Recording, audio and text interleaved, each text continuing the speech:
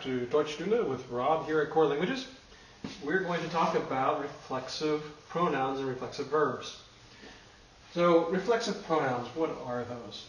In English, these are those pronouns that have self or selves, depending if it's singular or plural, in them. So, for example, himself, herself, yourself, myself, ourselves, themselves, and so on. In German, to show that, we use what we call a reflexive pronoun, and it looks a lot like what we've already seen for personal pronouns in different cases. So the personal pronouns for ich, for I, me, myself, essentially, ich, mich, mir, are exactly identical to the personal pronouns. So ich, mich, mir, du, dich, dir, also identical. And then we run into the third person singular, third person plural, the second person formal forms that are all identical. So we have sie and sie and s having sich as their reflexive pronouns. We see this mirrored over here in the plural side. Sie, sich, sich, sie, sich, sich. So nominative, accusative, and dative respectively. If we look at wir, also in the plural, we, us, ourselves, wir, uns, uns, you all, yourselves, right? So ihr, euch, euch, looks exactly like the personal pronouns. So really we already know the personal pronouns, and all we have to remember is that the formal you, which is sie, and then sie and s form, and over here the plural equivalent, sie and then sie, they all have sich in all cases, accusative and dative cases that is, and the others, ich, du, wir, and ihr, all follow the personal pronouns that we already know. So that should make it a little bit easier to remember. Alright, here are a few verbs that are reflexive in German. Sich freuen auf or über. Sich freuen, über, is to be happy about something. So I am happy about the World Cup. Okay? Maybe I look forward to the World Cup. Sich freuen auf, to look forward to. So depending on which preposition you use with this, you get a slightly different meaning. Let me use this in a sample sentence. So, ich freue mich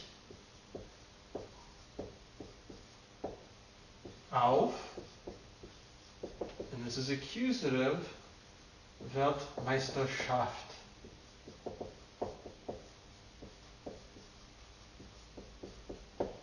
It's understood when I say Weltmeisterschaft, I'm referring to the World Cup of soccer.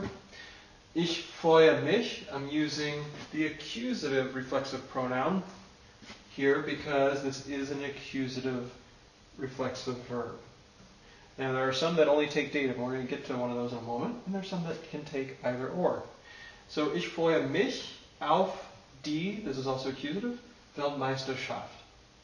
I'm looking forward to the World Cup. Now I could say I'm happy about it, and all I do is change auf to über, and I'm happy about World Cup. Maybe I'm watching it, I've watched some games, and I'm enjoying it, and so on. Okay, sich einbilden is another reflexive verb, and it takes the dative case. Sich einbilden means to imagine something. So I imagined I was an astronaut, for example. Okay, something that's not real. So if I was going to create a sentence similar to that, I would say, ich bilde. This is a separable prefix verb, einbilden. Ich bilde is dative. So if we look at the dative reflexive pronoun, we have mir. Ich bilde mir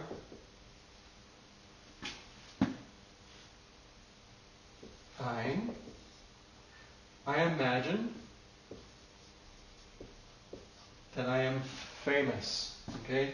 Dass ich berühmt bin. Now this is not true. I'm just imagining that. Ich bilde mir ein, dass ich berühmt bin. So here, mir is our dative reflexive pronoun. So there are a handful of verbs, well, actually quite a number of verbs that only take accusative reflexive and some that take dative reflexive. And then there are a few that can take either depending on the context and how it's used. Sich rasieren is just one of those examples. So I'm going to show you the difference between accusative and dative here.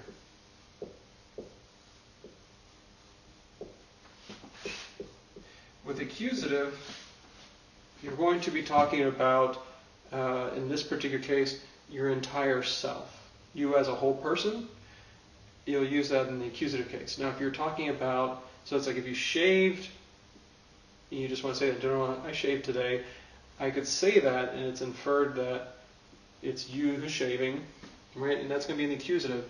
If you want to talk about shaving a specific thing, such as your face or your legs, you would say,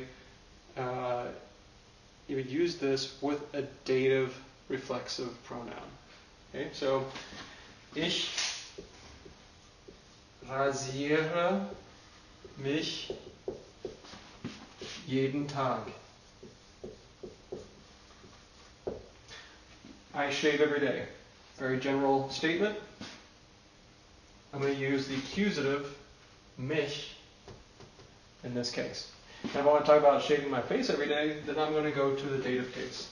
So body parts end up requiring a dative reflexive pronoun here. Ich rasiere mir jeden Tag das Gesicht.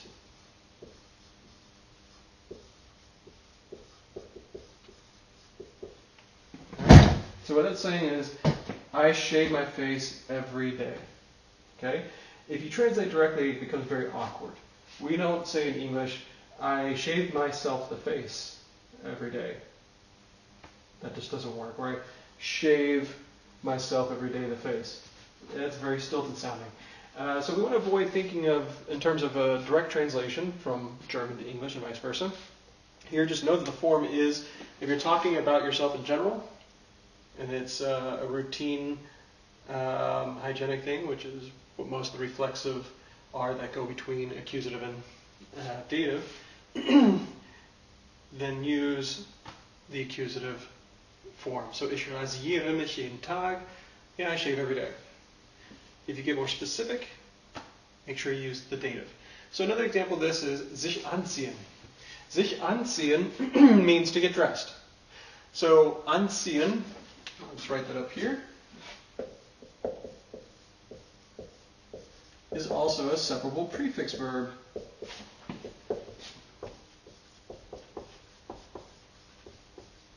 And real quick, as an example, I could say, I get dressed every morning.